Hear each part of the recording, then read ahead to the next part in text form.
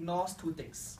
Firstly, just because Western feminists choose not to step into the Islamic world doesn't mean that the Islamic world as defined by them ceases to absorb and interact with Western culture. Western culture always finds its way in. There's no way for the Islamic world to shield itself off from MTV, from Hollywood, or every other aspect of Western culture that currently predominates the globe, and how their policy makes it worse. Second, there are Muslims in the West too. There are Muslim feminists and there are Muslim women in the West too. And in my case, I'm going to tell you how their policy makes things worse for this group of individuals, who, let us not forget, are Muslims too. So before that, right, the first point, let's look at the overarching issue in this case, which is their argument that local feminists do not need support from Western feminists, and the relationship between the West and Islam is so toxic that Western feminists should just do absolutely nothing, because Western feminists are radical. They can never ever connect on a gut level with Muslim women. Like, first, that betrays a caricature and misunderstanding of what exactly Western feminism is. In the 50s, when Western feminism was based primarily on getting the vote and helping women in the workplace, we agreed that that reflects the concerns of white, rich, middle-class women. But that's not feminism today. In fact, much of feminism that we see in the web, this whole safe spaces debate that everyone is talking about, is predicated on a feminism that tries to look at the experiences of women of color, of disenfranchised women, of, yes, Muslim women in the West, and their interactions with the patriarchy and their interactions with an imperialist structure built by men that is used to oppress them even in Western societies, by perpetrating things like rape culture, by ignoring domestic violence, by perpetrating inequality in the workplace. All these are things suffered by Muslim women as well, and therefore we think there definitely is a touchstone and a common connecting point between the West and Islam, to the extent that these two are different worlds to begin with. So we do not buy that characterization, that there can never be any connection between the two, and how Western feminists can never ever accept Islam. But more than that, on a second level, they have failed to deal with the characterization coming from Imran about why exactly women are in such a bad state in some Arab countries. Because oil wealth and the House of Saud have joined together to perpetrate a distinctly patriarchal, tribal view of women that is spread to the rest of the Muslim world because of their oil wealth. In these circumstances, you are leaving these Western Islamic feminists only with the lexicon of hadiths and Quran as interpreted by the patriarchy to begin with, in order to challenge the patriarchy. When you use the language of the patriarchy instead of imposing your own language on that lexicon, you can never ever fully tear down the walls of patriarchy in your country. So in principle alone, we think there should be interaction to enable Islamic feminists to digest the views of at least third-wave feminism and see when it is applicable to their world as well. The absence of the lexicon and the absence of their language leaves them incapable of ever breaking out of the walls of the patriarchy that currently epistemologically oppresses them.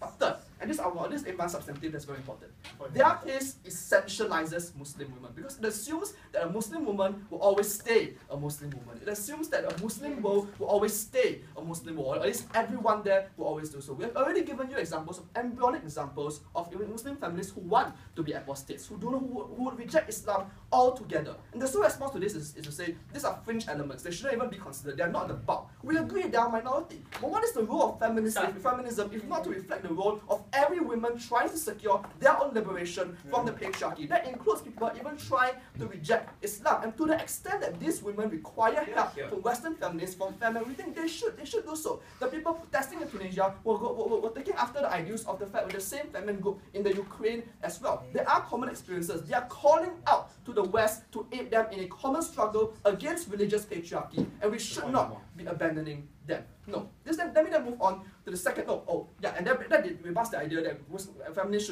should reflect the bulk of women. They should represent all women, not the bulk of women. But let's move to the second issue.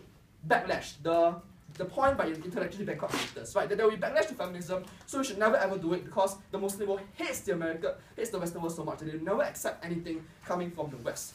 Like, on the first level, we think the relationship between the Islamic world and the West is much more complicated than that. Yes, there is an aspect of imperialism, but much of the Muslim world, Saudi Arabia, the Gulf state, is also trying to ape after the Western world in terms of economic strength, scientific vitality, and modernization as well. In Egypt, during the Arab Spring, people were reciting quotes from the Declaration of Independence to justify overthrowing Hosni Mubarak. In these circumstances, we think there definitely is a commonality, and their idea that governments and people will all reject the Western world just because it is said by white people or Americans simply sir. doesn't stand. And to the extent that ultra-conservatives will say that you are a traitor to the Muslim world, they will say it anyway. Currently in Malaysia, Islamic radicals are saying liberalism, not Western liberalism, but liberalism is a betrayal of Islam. That is a trope they will always employ. And we don't think that their reaction should control how we interact and try to liberate our particular societies. But you disagree?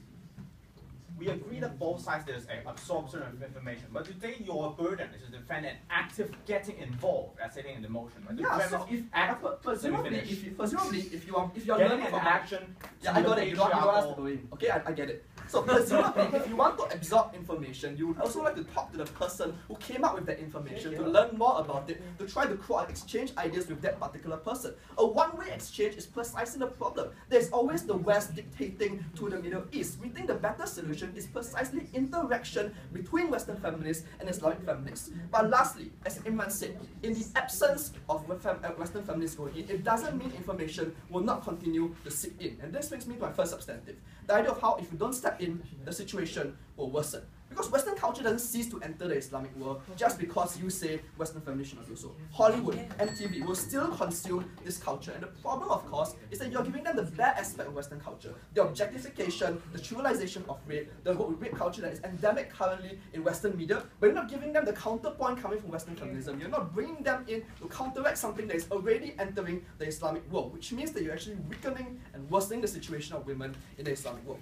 But second, in terms of Western feminists, you are actually splitting their identities. You are telling them that you cannot be a Western feminist and an Islamic feminist in the Western world as well. This exacerbates the alienation felt by immigrant communities and women in these immigrant communities from the larger society that should be emancipating them as well. We think that is immensely harmful. It is the disenfranchisement from these women. It breaks them off from the ulama that should be serving them and with whom they should be united with, and we think that is incredibly harmful as well. So you're not just harming people in the Middle East, you're harming people in the West who are also Muslims, who are also seeking liberation from the patriarchy, and who will benefit greatly from actually having a community outside of their immediate surroundings to interact with and to gain a lexicon with. At the end of the day, their concept that Islam and the West and never the twain shall meet simply isn't a realistic and nuanced assessment of how the world works right now. We think that cultures, we think that Islamic golden age only existed because of interaction between the West and Islam, and we're immensely proud to uphold.